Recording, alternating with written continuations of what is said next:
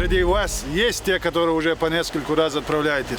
Большинство из вас уже знаете, что такое боевое братство, поддержка друг друга и, конечно, выполнение поставленной задачи. Я вам желаю, чтобы вы, во-первых, выполнили ту задачу и ту миссию, которую вы взяли на себя как воины.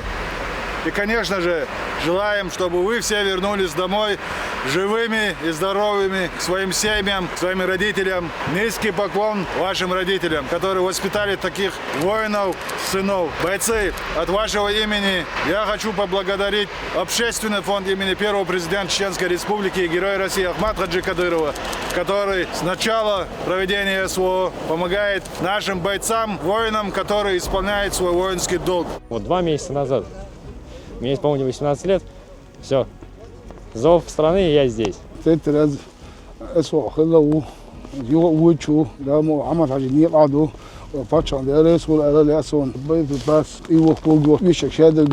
Хочу обратиться к моим сверстникам. Ребят, жизнь одна, молодость одна. Будьте здравыми, вступайте в подразделение Ахмат.